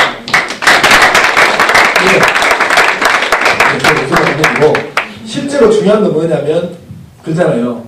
목사 전도사가 요람이나 만들고 주보나 만들고 있고 이러면 그건 안 된다 이 말이에요. 내 생각은. 이거는 단순 노동은 그냥 할 수 있다고 하고 여러분은 최고의 고급 전문 인력이니까 여러분이 아니면 못할 일을 여러분이 하게 해줘야 된다 그 말입니다. 그래야 맞지 않겠어요? 그러니까는 이렇게 해서 교회의 모든 일은 교인들이 할 수 있도록 조직화해서 넘겨주는 겁니다. 그리고 운동장을 제공하는 것이죠. 한 교회가 이제 우리 교회는 이렇게 합니다. 매년 11월 말에 여러분 나눠드린 유인물에 들어있습니까? 위원회 리스트가 들어있나요? 예, 요라면에 있을 거고. 예. 유인물에도 있습니까? 아, 그랬어요? 예. 그러면, 안 보셔도 됩니다. 그냥 설명만 드리죠. 그러면, 그 위원회 리스트 813개 인쇄된 것을 작년 11월에, 매년 11월 마지막 주일에 전 교인에게 배부를 합니다. 위원회 리스트를. 그래가지고, 그거 체크를 해서 내는 거예요. 그러면 나는 내년에 이 위원회에서 활동하고 싶다. 그러면 우리가 그걸 이제 수합을 해서 배정을 하죠. 그런데 광고를 이렇게 합니다. 원칙은 여러분이 지원하는 데다 배정을 하겠다. 그런데 두 가지는 예외가 있다. 첫째는 한 위원회 정원이 10명인데 50명이 지원했다. 그러면 40명은 안 된다. 10명만 놔도 나머지는 못 해준다. 두 번째, 여러분이 MBTI 세미나, 은사 세미나에서 자료를 다 내가 가지고 있는데 자기 은사하고 정 반대되는 쪽 사회비원에다가 지원을 하면 어떻게 하겠나? 그건 못 해주지. 그런 경우는 안 된다. 이렇게 두 가지 경우는 원해도 못 해주니까 거기에 대해서는 달리 생각은 안 된다고 광고를 하고 나눠주고 이제 수집을 해서 배정을 하게 됩니다. 그렇게 해서 하고요. 그 다음에 5번. 운동장의 적정한 수. 한 교회가 위원회가 몇 명이 좋은가 하는 것은 몇 개가 있으면 좋은가 하는 것은 교회 상황에 따라 다른데요. 2번 봅시다. 5번에 2번. 작년 교인의 수가 500명 이상이면 한 위원회의 인원을 10명 내외로 100명 내외면 5명 내외로 하는 것이 적절하다. 그래서 이거는 위원회도 교회 사정에 맞게끔 좀 많을 수도 있고 적을 수도 있고 하니까요. 구애받을 필요가 없다고 생각합니다. 그 다음에 조직 방법 6번에 1번. 하나는 위원회 지원자 중에서 위원장을 비롯한 임원들을 임명하는 것이다. 2번 또 하나는 위원회 자체에서 선출하도록 하는 것이다. 어느 정도 훈련과 적응이 된 교회에서는 자율적으로 하도록 하는 것이 좋으나 처음으로 시작하는 교회에서는 임명하는 것도 좋은 방법이다. 그 다음에 운동장 관리 방법 1. 위원회 매뉴얼을 전달하여 매뉴얼대로 활동하게 한다. 위원회 매뉴얼은 그 견본용으로 2개를 부록에다가 넣어놨으니까 나중에 보시고요. 그 다음에 2번 위원장이나 총무는 정기적으로 위원회 상황을 책임 목회자에게 보고한다. 3번 위원회 사역 시작은 반드시 책임 목회자의 허락이 있어야만 가능하다. 여러분 만약에 위원회가 한 교회가 가령 100개가 있다고 합시다. 근데 100개 위원회가 전체를 내려다보고 이렇게 조정하고 이렇게 하는 그 목회자가 없이 알아서 갖게 해버려. 그럼 어떻게 되겠어요? 교회는 아니 난리 뒤집어져 버리면 큰일 납니다. 절대로 이것은 누군가가 전체를 내려다보면서 조정을 해야 됩니다. 이건 안 돼. 이건 해야 돼. 이렇게 조정을 해야 되니까 그 사람의 그 사람이 담임 목사일 수도 있고 부교육될 수 있는데 그 사람의 승인이 났을 때에만 시작을 해야 됩니다. 그 전에 하면 큰일 나요. 그러니까 반드시 목회자 승인이 있은 후에만 사역을 시작할 수 있다. 그거고요. 그 다음에 위원회의 구체적인 활동 방법 1. 성령님의 인도하심을 받아야 한다. 위원회 조직을 해서 이제 활동에 들어가는데 가장 강조하는 게 뭐냐면은 성령의 인도하심을 받으라는 것입니다. 아멘. 어떤 위원회가 IQ 150짜리가 10명이 위원회에 들어가 활동을 한다고 합시다. 그 사람들이 몇 달 동안 연극을 씨름해서 만들어낸 답하고 성령께서 영감이나 지혜를 주셔갖고 만들어낸 답하고 어느 것이 더 좋은 답이겠어요? 1번은 사람, 2번은 성령이요. 예? 1번, 2번. 그런데 대답은 그렇게 하는데 실제로는 위원회 활동이나 그 교회에서 여러 기관들 회의하는 걸 보면은 기도를 하기는 해. 그런데 회의 시작에 하는 기도가 그냥 순서상 형식적으로 그냥 하는 거예요. 그냥. 정말로 하나님께 맡기고 하나님의 신령한 지혜를 구하는 정말 매달리는 그런 심정으로 그렇게 기도하는 데가 여러분 볼 때 얼마나 있던가요? 드물죠. 없진 않겠지만 드물어요. 그래서 이렇게 해서는 안 된다는 얘기죠. 생각해 보십시오. 우리가 머리를 짠다 그러잖아요. 그러면 우리 머리를 답이 잘 안 나와서 머리를 더 되게 짭시다. 꽉 짜. 아주 확실하게 꽉 짜버려요. 뭐라고 하세요? 사람들이 연구고 하는 걸 짠다고 그러잖아요. 머리를 짠다고. 근데 답이 잘 안 나와서 더 되게 꽉 짰어. 아주 사정없이 더 꽉 짰어. 뭔다고 할까? 피밖에 더 나왔으니까. 그러니까 머리 짤 필요가 없어요. 머리 짤 시간에 그냥 맡기는 거예요. 그러니까 6월에 시작하기 전에는 두 가지인데 큐티 나눔을 하든지 사전에 준비된 큐티 나눔을 하든지 안 그러면 이렇게 기도회를 하든지 그런 두 가지 하는데 이거를 강력하고 진지하고 뜨겁게 정말 성령께 의지하고 애타는 심정으로 도우심을 바라면서 기도하는 그 모임이 역시 결과가 달라요. 해보니까. 네. 그래서 사람의 머리 의지하지 말고 성령의 감동하심을 사모해라. 이걸 그래서 인도자에게 성패는 어디 있냐면은 1번을 잘하느냐 못하느냐 있습니다. 네. 사람들끼리 한다 하니까 요리가 많다 하니까 사람들이 머리 막 짜갖고 회의하나 보다 그게 아니고 성령의 감동하심을 더 받는 쪽이 더 잘하는 거예요. 이건 굉장히 중요한 거예요. 그래서 평신도 사역은 맨 마지막 줄입니다. 평신도 사역은 성령에 의한 성령의 사역임을 목회자와 평신도 모두 항상 기억해야 한다. 그러니까는 1번이 확실하면 그 밑으로 2번부터 6번까지는 없어도 괜찮아요. 그러나 1번이 없으면 2번부터 6번까지가 다 잘 때여도 별 볼 일 없어요. 1번이 제일 중요합니다. 이건 여러분이 계속 강조하는 거예요. 그 다음에 2번 독서. 책을 이제 위원회하고 관계된 책을 많이 사가지고 읽고 발표를 해가지고 거기서 아이디어를 얻는 것이죠. 그 책별로 한 가지 말이 아니고 사람 머리가 있기 때문에 그 책을 읽으면서 변형된 창조적인 답습을 할 수 있게 되는 거죠. 그걸 찾는 거고. 그 다음에 네 번째 견학과 탐방을 합니다. 여러분 저희 교회 견학 오신 교회가 800교회가 있지만 우리가 그 교회들보다 더 잘하는 게 딱 한 가지가 있어요. 자신 있게 잘할 수 있는 게. 그게 뭐냐면 우리 교회는 견학과 탐방을 너무 잘합니다. 얼마나 잘하냐. 싱가포르의 그 CT 하베스트 처치하고 FCBC하고 두 교회를 견학 가기 위해서 우리 교인들이 3차례에 걸쳐서 싱가포르를 갔는데 3번에 걸쳐서 65명이 다녀왔어요. 섬에서 싱가포르 교회 견학 가는데 65명이 다녀왔어요. 전부 자기 돈 85만 원씩 내고. 좀 놀래주세요. 아니 생각해. 섬에서 관광 간 것도 아니고 유학 간 것도 아니고 교회 프로그램이나 교회 견학 가는데 자기 돈 85만 원씩 내고 섬 사람이 65명이 다니는 게 어렵죠. 근데 우리는 하는 거죠. 더 중요한 건 싱가포르에 65명이 다녀왔는데 서울 그까지 것이 별것이겠습니까? 우리 대형버스도 있고 소형버스는 많이 있는데 그러니까 견학 가는 거는 우리는 일도 아니에요. 나는 견학 가지도 모릅니다. 왜냐하면 그 수많은 위원회가 견학 가는 걸 어떻게 알겠습니까? 그러니까 견학과 탐방은 굉장히 유익합니다. 현장을 눈으로 보고 확인하고 자료를 구하고 가서 설명을 듣고 굉장히 중요해요. 옛날에는 한국교회는 20년 전만 하더라도 교회 자기 가서 뭐 배운다고 하면은 안 가르쳐주고 오지 말라고 못 오겠다고. 지금은 한국교회도 사전에 연락만 하고 가면은 자료도 주고 브리핑도 해주고 지금 많이 좋아졌습니다. 그래서 굉장히 도움이 돼요. 예, 그런데 그냥 단순하게 가면 안 되고 사전에 무엇을 배울 것인가를 구체적으로 메모하고 준비해가지고 자기들이 필요한 걸 가서 다 습득을 해오도록 준비하고 가야 됩니다. 그 견학 탐방, 그 다음에 5번째 인터넷 서핑, 6번째 초청 세미나, 필요한 강사가 있으면 오셔야 되겠죠. 7번째 공청회, 이 공청회도 참 중요하더라고요. 저희가 그 성전을 건축하는데 지금 현재 우리 예배당 건축하고 있거든요. 네.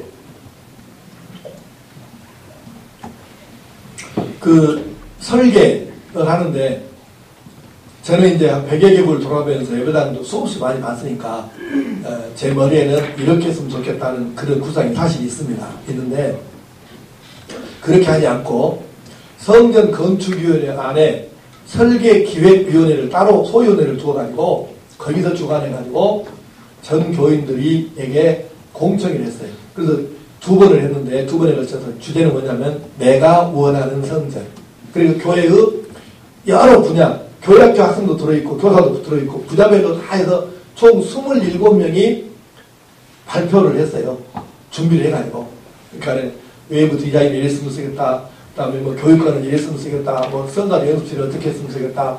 예배당 그 번당 좌석수는 몇 석이었으면 좋겠다. 크기는 얼마 했으면 좋겠다. 뭐 별의별 다 하는 거예요. 그런 거를 27명이 발표하고 기획위원들이 다 그걸 이제 메모를 하고 발표한 걸 갖다가 그를 이제 수용 가능한 것은 그 이제 메모에서 설계사무소에 넘긴 거예요.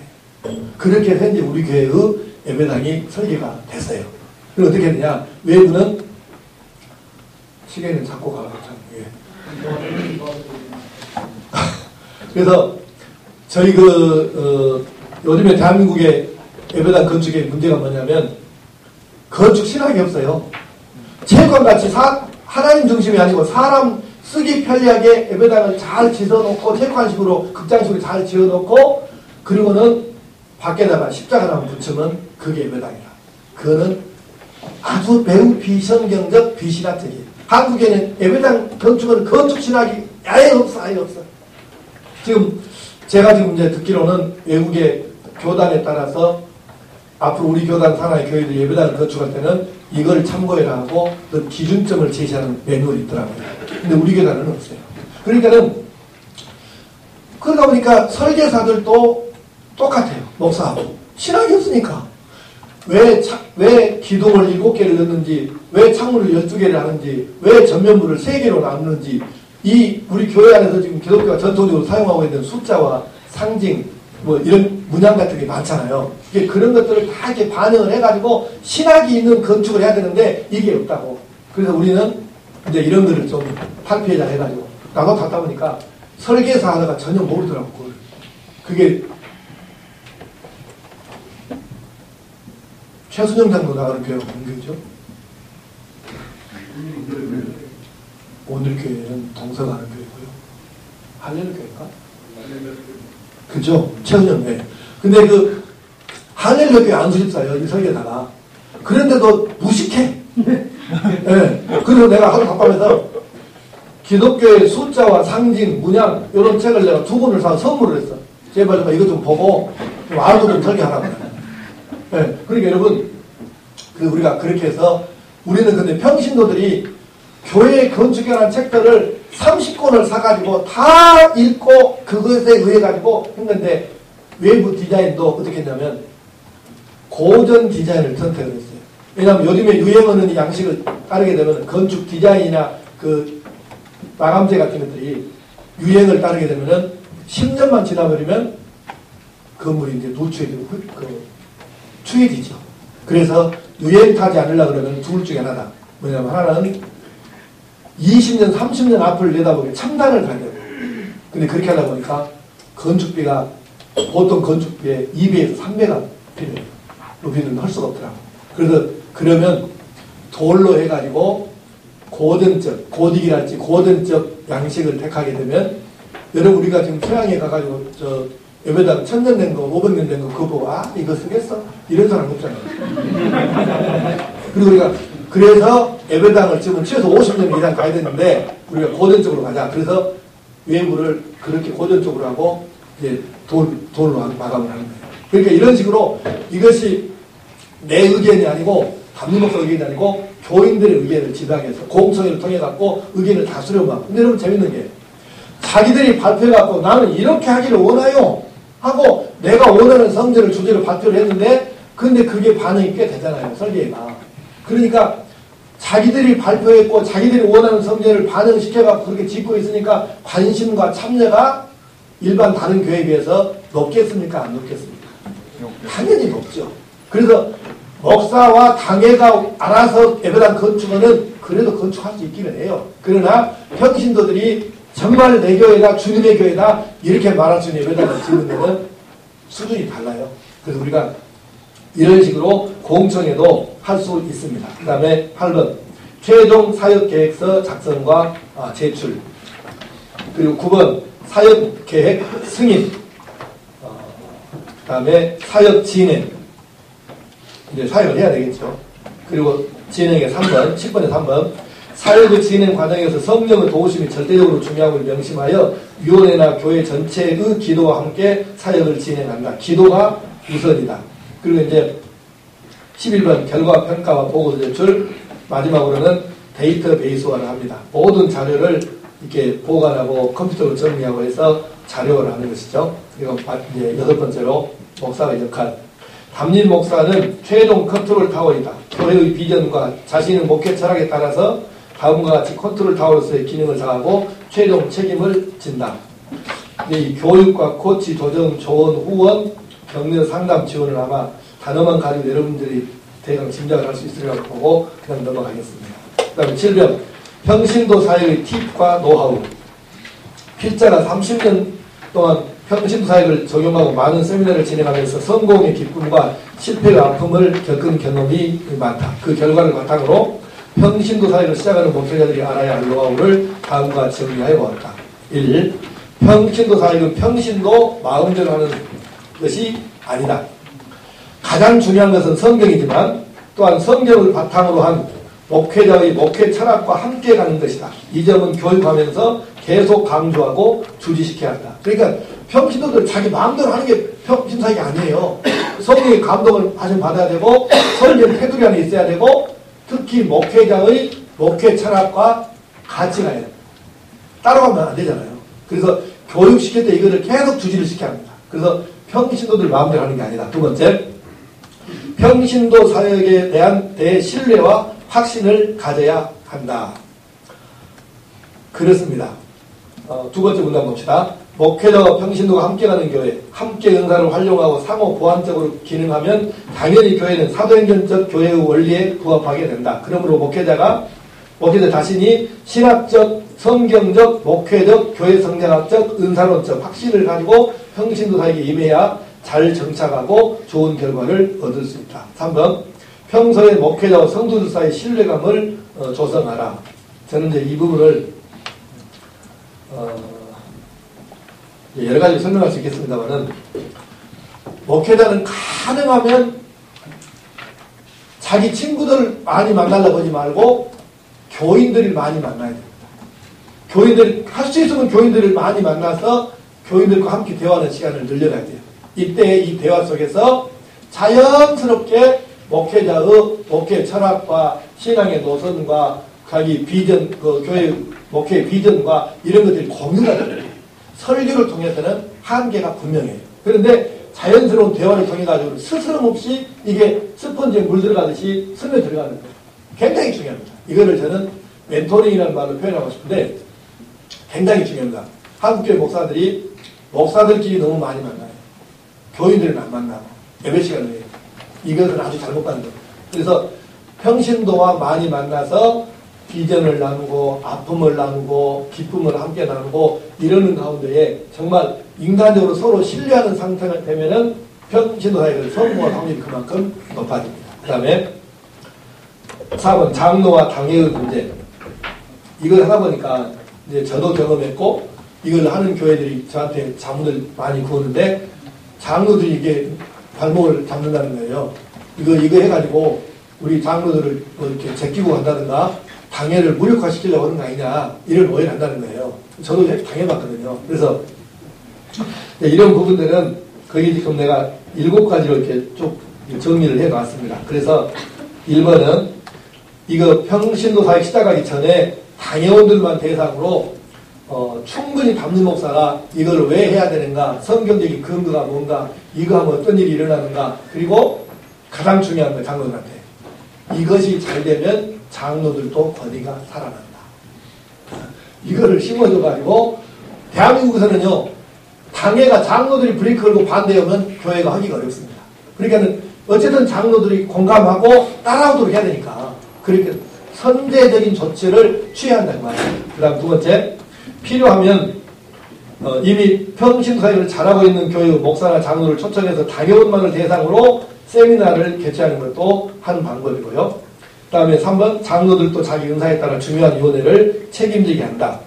장로도 당연히 이걸 위원장을 해야 되겠죠. 그 다음에 4번, 장로는 큰 테두리 위원회들을 묶은 총괄위원장으로 사역하도록 임명한다. 여러분 이제 나중에 집에 가셔가지고 이거 위원회 리스트를 보게 되면은 총괄위원회라는 게 있어요. 예를 들면 예배사역 총괄위원회. 그러면 그 밑에가 위원회가 한 3, 40개씩 있죠. 기도사역 총괄위원회. 그러면 거기 위원회가 50개 있어요. 이런 식으로 한 총괄위원회 밑에 위원회가 적으면 20몇 개, 많으면 6, 70개가 있는데 그 전체를 맡아서 총괄하는 위원장을 장로를 시키는 거예요. 그러면 이게 뭐는 거냐면 우리 교회 같은 경우는 총괄위원장은 3개월에 한 번씩 밥을 사야 돼요. 자기 그 위원장들한테. 최소 3개월입니다. 더 하면 더 좋고. 그 다음에 일주일에 한 번씩 위원장들한테 전화를 넣어야 돼요. 무조건 전화를 해야 돼. 일주일에 한 번씩은. 위원장들, 자기 밑에 위원장들한테 어떻게 지금 위원회 잘하고 있느냐, 어려움은 없느냐, 뭐 좀 지원할 게 없느냐, 내가 목사님께 뭐 좀 부탁할 게 없느냐, 이런 식으로 위원장들한테 하는 거예요. 그렇게 해가지고 자기 밑에 위원회가 잘 돌아가도록 이렇게 서포트하는 거죠. 그런데 이걸 하다 보니까 장로들의 권위가 굉장히 높아지는 거예요. 왜냐하면 밥 사줘도 기분 나쁜 사람이 있습니까? 그러니까 장로들이 밥 사죠. 그 다음에 일주일에 한 번 이상 전화해가지고 잘하고 있어? 뭐 어려움 없어? 이렇게 하니까 그냥 장로들로 가까워지는 거예요. 교인들하고. 그러니까는 이걸 잘하면 장로들이 굉장히 살아나는 거예요. 그 다음 입만 갖고 오는 그런 권위가 아니고 실제적으로 존중을 받는 것이죠. 그래서 이런 총괄위원장으로 사용하는 거고, 5번째, 평소에 교단 헌법에 의하여 인사와 정책은 당의 소관임을 강조한다. 그래서 평소에 이렇게 많이 해야 돼요. 인사와 정책은 당의 소관입니다. 이걸 많이 얘기해요. 그 말 해도 당의 소관이고 안 해도 당의 소관인 건 맞아요. 그런데 그 말을 해줌으로 장로들을 안심을 시키는 거예요. 교회에서 인사하고 정책 보면 뭐가 남어? 그러니까 우리가 꽉 잡고 있지. 이런 생각을 하도록 해주란 말이에요. 그래야 침이 안 가니까. 그렇게 하고, 그 다음에, 근데 그 말을 안 해도 인사 정책은 당연히 하는 거예요. 한다고 뭐 문제 생깁니까? 계속 강조 제출하는 거예요. 기분 좋게. 그 다음에 6번 넘어가고 7번, 가능하면 장로들이 앞장서게 한다. 한국교회 정서상 장로들이 공감하고 앞장서면 그만큼 분위기도 살고 전 교인이 동참할 수 있다. 그 다음에 5번째, 평신도 사역은 인내가 필요하다. 이거 해도요, 처음 할 때부터 막 잘 될 일은 없죠. 처음에 하는 게 어떻게 막 잘 되겠어요. 잘 될 수 있겠지만 쉽지는 않습니다. 그런데 그때 목회자가 지그시 참고 마음에 안 들어도 아이고 고생했다고 그러면서 좀 밥도 사고 좀 등도 또닥거려 주고 이러면서 하게 되면 달라집니다. 그러니까 인내가 필요하고, 6번, 위원회는 특별위원회 성격으로 운영한다.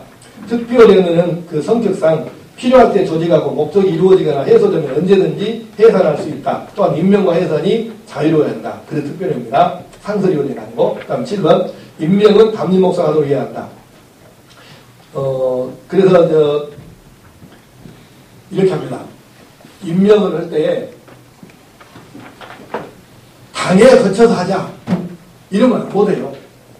가령 우리 교회 같은 위원회가 813개에다가 아무 때나 내가 필요 없는 주부에다 임명이 딱 들어가 버리는데 그것도 당에서 하겠어요. 그러니까 당회할 때 이미 한 번은 결의를 해두는 거예요. 쭉 설명을 한 다음에 이런 이유 때문에 이거 임명할 때마다 당에 머무릅니다. 그러니까 일단은 특별원에 관한 것은 담임 목사가 알아서 임명을 해달라고 하려니까 이거는 결의를 해주세요. 담임 목사가 알아서 한다. 그렇게 동의 절차가 당연히 한 번만 써놓으면 계속 그냥 목사가 알아서 하는 거예요. 임명하고 해달라고 하는 거는. 그래야지 아니 수백 개 되는 위원회를 계속 당회를 거치다 그러면 어떻게 하겠어요 그걸. 그래서 이걸 설명을 해서 장로들 납득을 시키고 결의를 해두면 문제가 안 생기겠죠. 그렇게 하는 거. 그 다음에 3번 위원장 등 임원과 위원들의 임명 예산 교체는 주보 열람 등으로 한다. 주보나 열람의 명단과 조직표로 임명장을 대신하고 금년에 임명을 받아서 다음해 열람에 이름이 없으면 교체된 것이다. 그러니까 따로 뭐 임명장을 주거나 여러분 당신 임명합니다. 이럴 필요가 전혀 없어요. 연초에 첫 주에 이거 요람이 나갈 때 이름이 들어있어. 내가 금년 이거 위원장이네, 위원이네. 이렇게 하면 되는 거예요. 절차가 복잡해서 골치 아파. 그러니까 가능한 절차는 단순하게 있습니다. 그 다음에 8번 위원과 임원의 임기는 대강 해보니까 2년 정도가 무난합니다. 너무 오래 하고 있으면 새 것이 안 나오고 또 그다음에 무능하면 또 바꿔야 되니까 어쨌든 2년 정도가 해보니까 적당하고요. 9번 잘하면은 좀 상도 주고 교회 앞에 소개도 하고 칭찬도 해주고 그러면 더 잘합니다. 10번 지속적 재교육 말씀 묵상과 큐티 세미나, MBTI 세미나, 은사 세미나 이것을 2년마다 주기적으로 실시하여 재교육과 재충전의 기회를 제공한다. 우리 교회 같은 경우 2년에 한 번씩 정확하게 이걸 돌리고 있습니다. 그래서 한 사람도 이렇게 다시 하는 거예요. 그러면 이게 도움이 되더라고요. 그 다음에 11번 깊은 영성훈련 경험상 영성이 깊고 맑을수록 평신사역은 활력 있고 왕성하게 이루어진다. 교회 안에서 영감 있고 은혜스러운 예배와 함께 정기적으로 은혜 중심의 영성훈련을 실시하여 성도들이 언제나 풍성하고 깊이 있는 영성을 유지하게 한다. 앞서 평신도사역은 성령의 사역이라 했는데 그 연장선상에서 사역자들의 영성은 결정적으로 중요하다. 그래서 꼭 이것을 잘 해야 합니다. 12번째로 사역자들의 탈진 문제 대책. 사역자가 탈진하면 이건 참 머리 아파요. 그러니까는 그 담임 목사는 정기적으로 부정기적으로 사역자들의 영적인 상태를 점검을 해야 됩니다. 혹시 지금 좀 탈진 상태에 가지 않나? 그래서 미리서 선제적으로 대응을 해야 되고 그 다음에 회복위원회를 교회에서 상설을 운영을 해가지고 계속 가동을 해서 도움을 줄 수 있도록 하는 게 효과적입니다. 그 다음에 13번 사역자들에 대한 격려와 사랑. 평신도 사역자들의 목회자의 인정과 격려와 사랑으로 더욱 강해진다. 목회자들보다도 평신도 사역자들을 더 많이 자주 심도 있게 만나고 끝없이 품어줘야 한다. 사실 목회자에게 이보다 중요한 일이 무엇이겠는가. 평신도 사역의 결과입니다.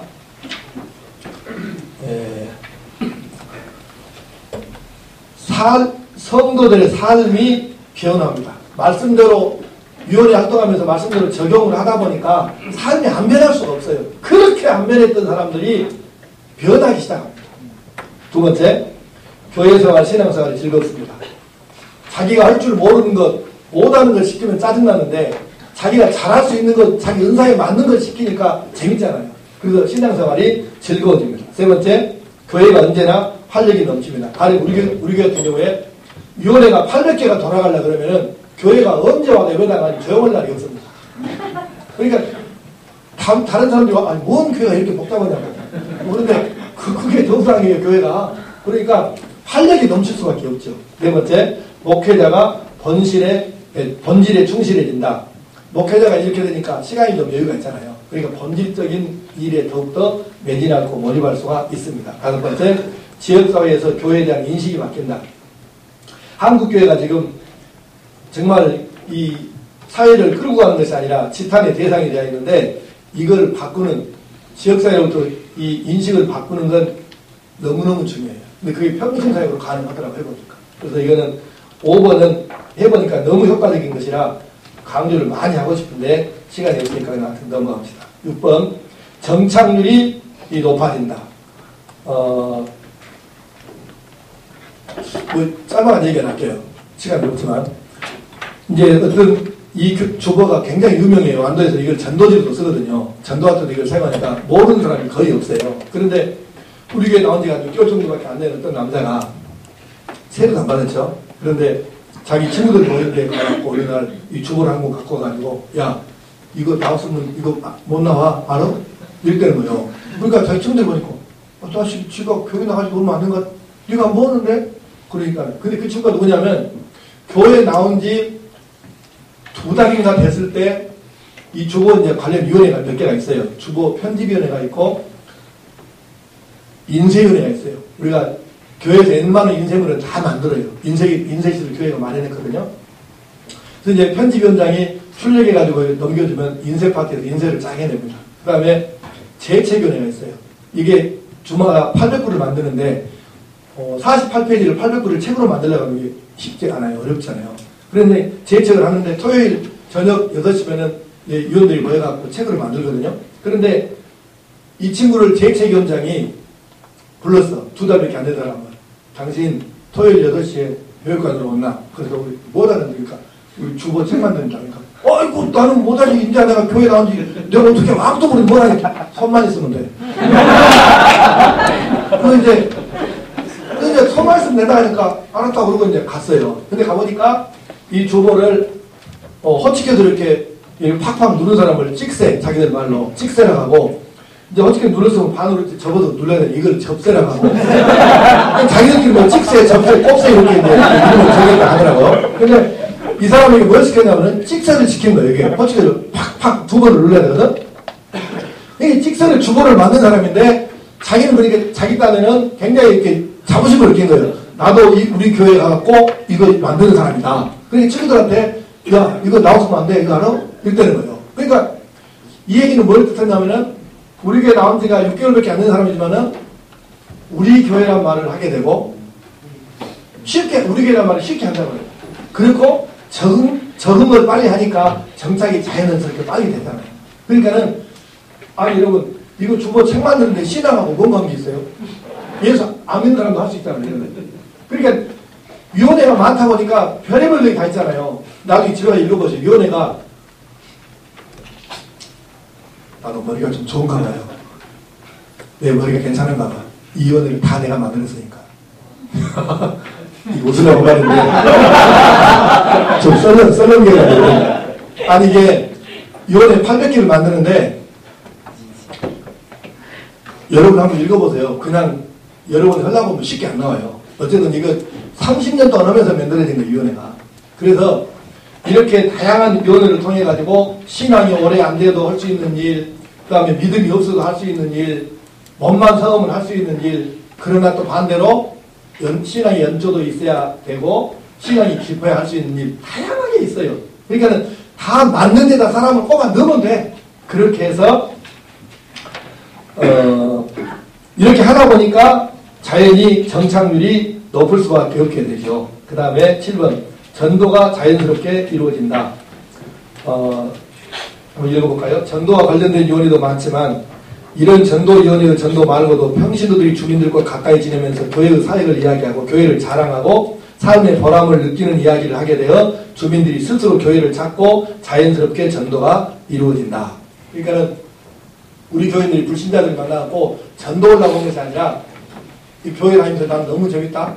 이렇게 이야기를 서로 나누다 보니까 그 사람들이 생각하는 자기들이 생각하는 교회하고 다르거든. 우리 교인들이 하는 이야기를 들어보니까 교회 가면 목사 혼자 그냥 다 뭐 어쩌고저쩌고 하고 자기들이 종로를 하고 이런 거 생각했는데 그것도 아니고 교회 가면 뭔가 하여튼 신나게 이렇게 한다고 하니까 그래서 관심을 가지게 되고 궁금해라고 하고 그래서 자기 발로 교회를 나오고 싶어 하고 그래서 우리가 전도가 자연스럽게 이루어지고 있습니다.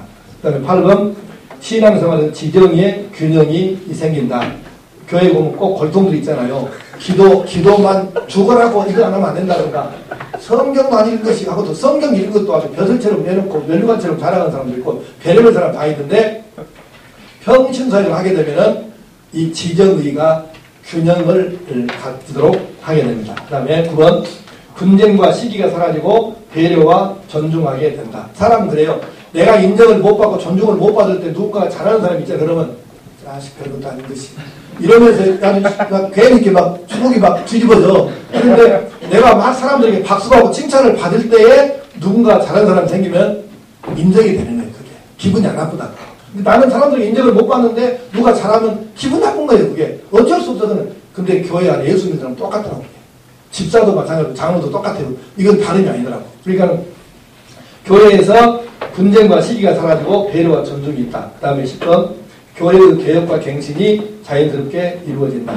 11번 체험을 가지게 되어 신앙이 돈독해진다. 12번 성도들을 간증거리가 있게 만든다. 13번 성도들의 자존감이 높아진다. 14번 교회의 성장과 성숙이 함께 일어난다. 저는 비록 완도에 있지만 역사는 올해 금년 10월 10일이 창립 30주년 되는 날이고요. 제가 첫 번째 교육자면서 지금까지 있고요. 그 다음에 작년 출석이 500에서 550명 출석하고 있고 교회학교가 400에서 450명 정도 모입니다. 그래서 주일 낮에 한 1000명 정도 모이는 교회고 사이즈는 등록교회는 전머리까지 다 보면 등록교회는 한 3,500명 정도 되는데 왜 출석교회라고 등록교회는 이렇게 차이가 많냐면 저희 교회는 안도 의회에서 다른 교회 다니는 사람은 아예 등록 자체를 받지 않습니다. 수평 이력을 원칙적으로 허락하지 않습니다. 서울서 이사 온 사람은 받습니다. 여러분 많이 번해주세요. 안도에서 다른 교회 다니는 사람은 안 받습니다. 30년 동안 일관되게 한 번도 안 변하고 지킨 원칙입니다. 그러니까 우리는 이사한 사람은 1년에 집사금만 해갖고 20명, 평균 20명 이상 이사를 하지만 들어오는 사람은 거의 없잖아요. 이사 온 사람 안도를 누가 얼마나 이사 오겠어요. 그래서 개인전도 안 하면 불신자들을 찾아가갖고 전도 안 하면 우리는 교회에 늘어날 가망이 예당초에 없는 교회. 왜냐하면 수평이동도 안 받으니까. 그런데 우리 교회는 전도가 잘 돼요.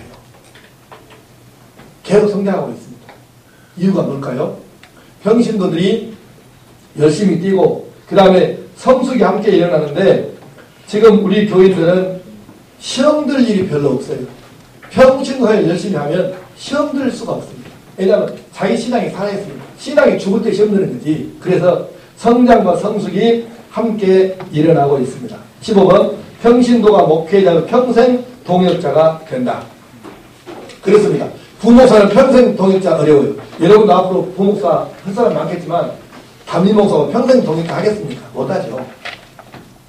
근데 교인들은 그게 돼요. 네. 이거를 여러분이 의미심장하게 받아들여야 할 얘기입니다. 그 다음에 16번 진정한 드림팀 목회가 이루어진다. 아까 설명했습니다. 17번 목사의 권위가 향상된다. 이것도 설명했죠.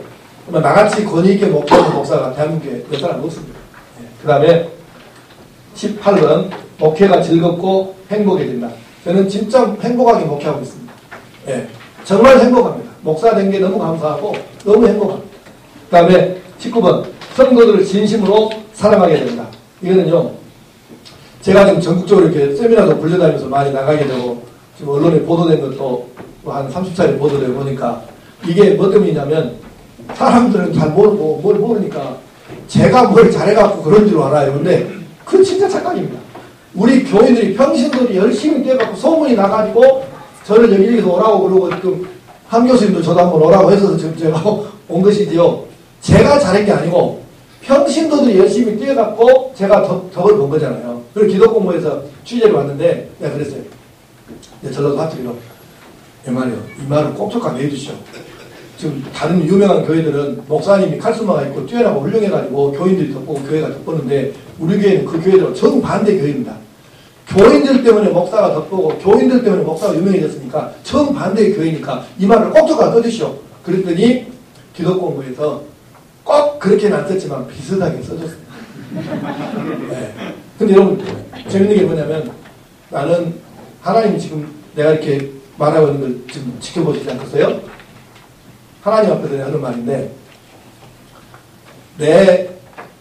나는 독자예요. 누님만 세 분 계시는데 내 누님들 사랑하는 것만큼 또는 그 이상으로 우리 평신도 사역자들을 사랑합니다. 사랑하고 싶어서 한 게 아니고 그냥 사랑이 되더라고. 이렇게 나를 행복한 목사로 만들어주고 이렇게 나를 유명한 목사로 만들어줬는데 그 교인들이 안 사랑하면 안 사랑한 그놈이 나쁜 놈이지. 사랑하는 게 저는 아닙니까? 사랑하려고 하니 대버리더라고 그게. 난 너무 우리 교인들이 너무 나는 사랑스러워요. 난 너무 우리 교인들을 아끼고 사랑합니다. 내가 동기가 사랑한 것만큼 더 사랑합니다. 왜? 이렇게 행복한 목사를 만들어줬습니까? 평신도 사역은 해보면 알지만 목사가 교인들을 100% 진짜 사랑한다? 거짓말이에요. 나도 목회 1975년도에 단독목회 시작해가지고 지금까지 훨씬 꽤 했는데 쉬운 일이 아닙니다. 교인들을 100%다 사랑한다, 진짜 사랑한다, 어려운 일이에요. 그런데 평신도 사역을 하고 보니까 교인들 진짜 사랑의 대상. 그래서 저는 평신도 사역이 진짜다 이렇게 생각하고 마지막 결론은 20번으로 내리겠습니다. 목회자의 진정한 자랑거리가 생긴다. 평신도 사역에 성공한 목회자들은 바울사도의 고백, 우리의 소망이나 기쁨이나 자랑의 면류관이 무엇이냐? 그가 강림하실 때 우리 주 예수 앞에 너희가 아니냐? 너희는 우리의 영광이요 기쁨이라. 이 고백, 바울사도의 고백을 자신있게 자기의 고백으로 삼을 수 있는 것, 그것이 평신도 사역입니다. 바라기는 한국의 최남단 섬에서 목회하는 정우겸이라는 별 볼 일 없는 갈릴 여부 같은 목사지만 이 사람도 평신도 사역금 이렇게 행복하고 정말 자랑거리가 있는 성도들이 내 자랑인데 이 자랑거리가 있는 목회를 하고 있는데 나보다 훨씬 더 좋은 배움과 조건 여러 가지를 가지고 있는 여러분들이 평신도 사역을 제대로만 하면 나보다는 훨씬 더 여러분들이 행복하고 하나님 앞에 더 좋은 목사로 서게 될 줄도 믿고 강력하게 평신도 사역을 추천하고 소개하고 주장하는 바입니다. 감사합니다.